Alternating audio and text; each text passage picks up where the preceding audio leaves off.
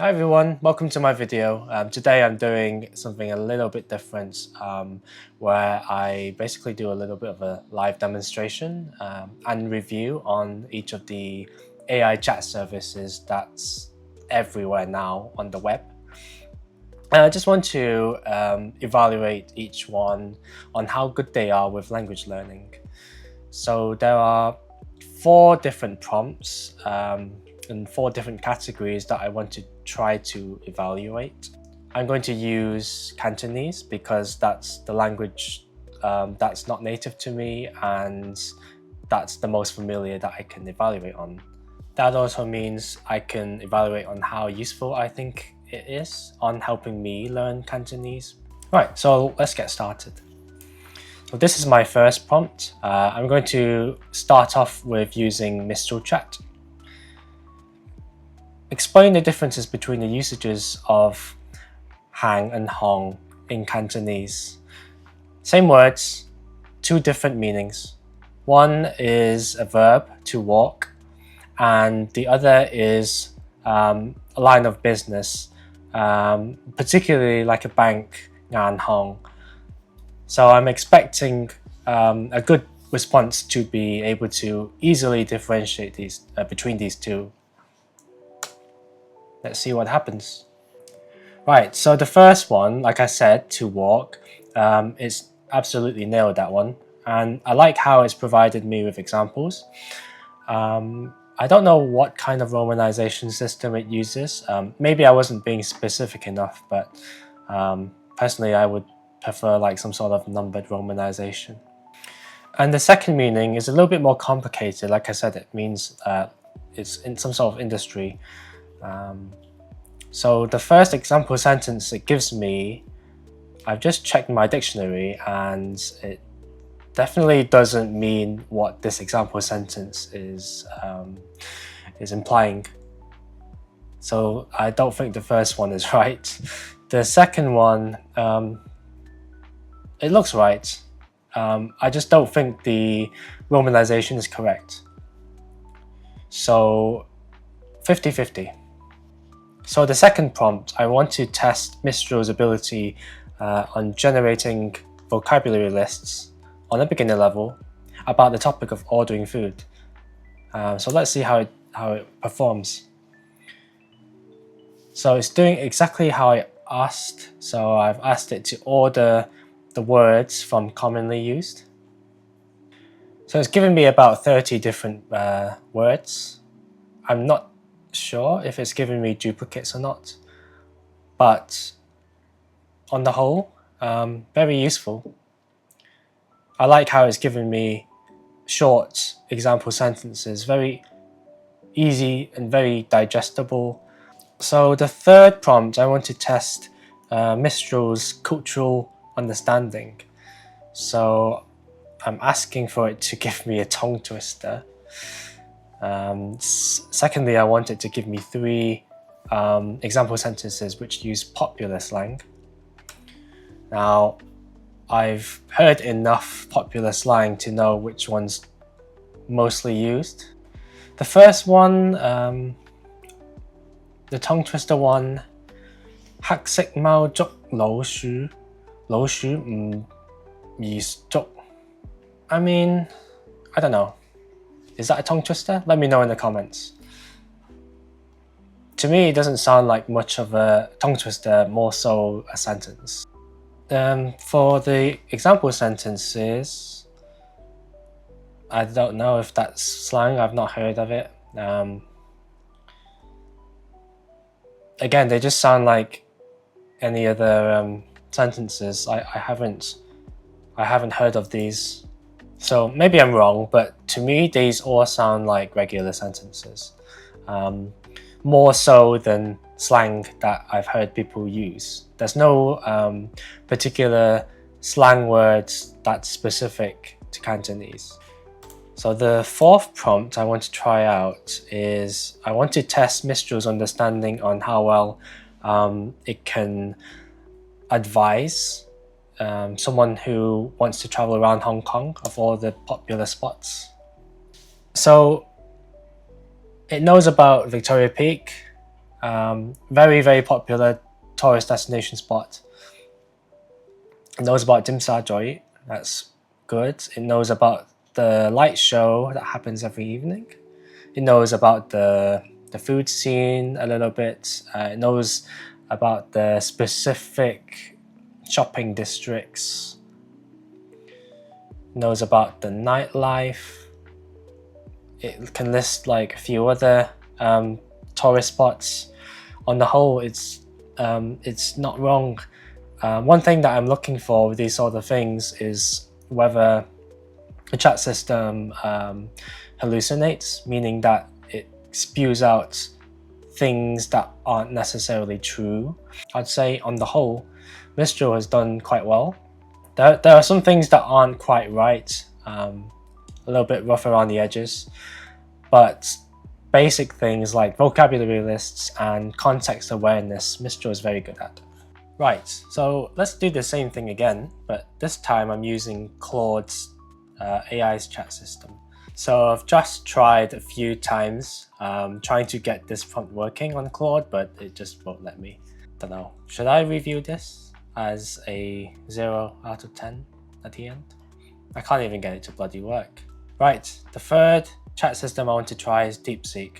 I have very high expectations for this one. One, because I've heard really good things about Deepseek, and secondly, it's made by a Chinese company, so to be honest, I'm not expecting anything to go wrong. So let's try the first prompt. I like how this one, compared to Mistral, it's actually given me numbered romanization, which is what Cantonese learners, like I for sure, use. I didn't even ask for it and it gave me it. This time it's also giving me the correct romanization for the second meaning, which is the line of business one. And it's given me bank and hong, which is exactly what I'm expecting. It's given me something that Claude didn't, sorry, not Claude, Mistral, which is the key differences. And it's even given me a bonus section telling me when to use one or the other. I mean, it's obvious, but that's a very neat bonus. It's given me more sentences. I'm very impressed. After that first prompt, I feel like I can trust this system already. Let's hope that continues with the second prompt. Right everyone, I'm back after 2 minutes of waiting for the response to be generated. I don't know why it took so long. I don't know whether it's because I'm using the VPN when my location's at the UK, or whether it's because I'm using Deepseek's R1 model, which, I don't know, takes longer and generates more concise responses. I don't know, but it's giving me a huge response, and it's even identified possible real-world scenarios within the restaurant setting. It's giving me the basics.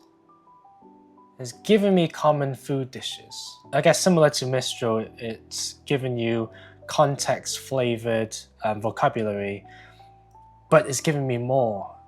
It's giving me example sentences on how to order, and it's giving me different ways on how to order.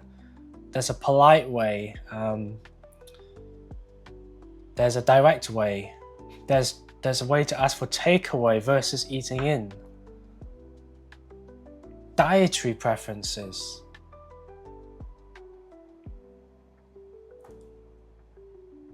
There's quantities, and there's even condiments. Wow, I'm seriously blown away. It's presented really nicely as well.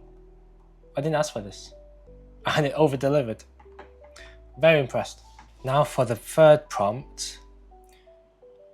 I wasn't very impressed with Mistral's response, so let's see what we get. Right, that one wasn't as long. Let's see what it's come up with. The tongue twister, one of the most famous ones. Even I've heard of this one. Let's try it. Ti xin ji ju si ti ju ji shu ji. That one take a bit of learning, but that definitely sounds like the tongue twister I know. And for the 3 example sentences which use slang, It's even listed me the slang. Mistral, it just gave me sentences, but this one's listing the word. 半夜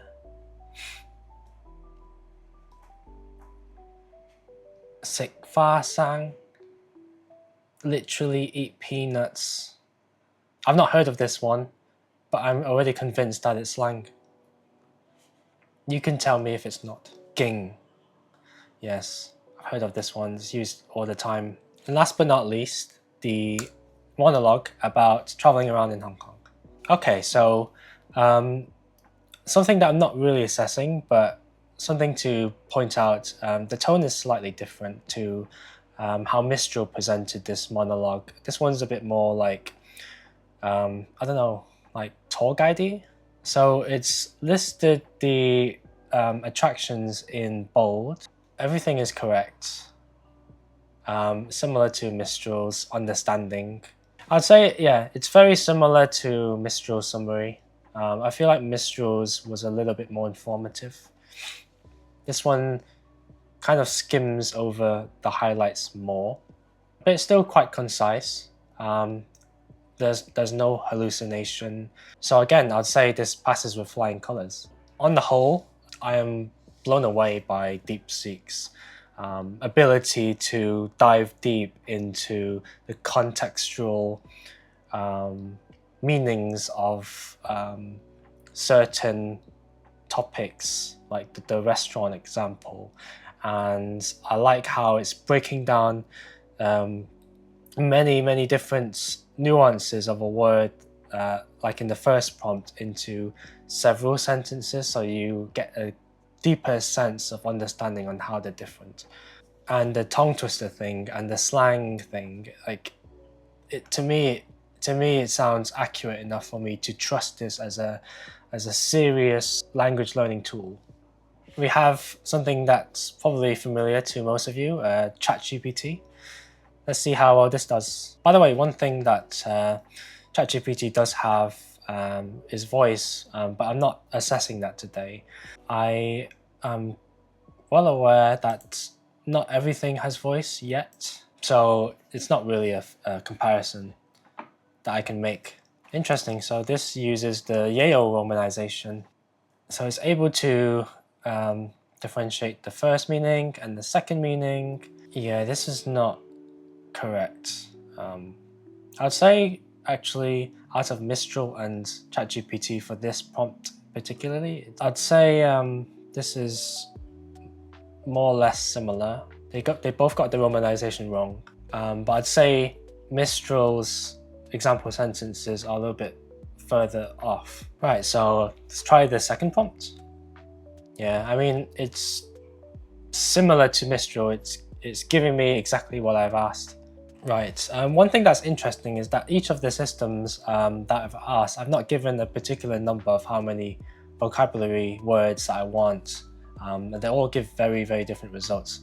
ChatGPT is giving me about 40 words. At the very bottom, it's giving me a summary of key phrases for a smooth dining experience. But I mean, again, like, I can't compare this to Deepseek. This is just way too basic in comparison.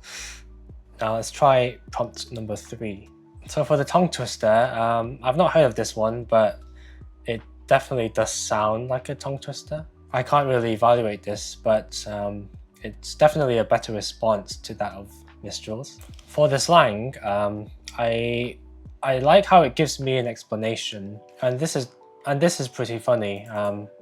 It's giving me the English form because I guess Hong Kong people, they love to mix in some English words as well. I know many languages do that, but it's just funny how this is turned out as a result. Yeah, I think this is good.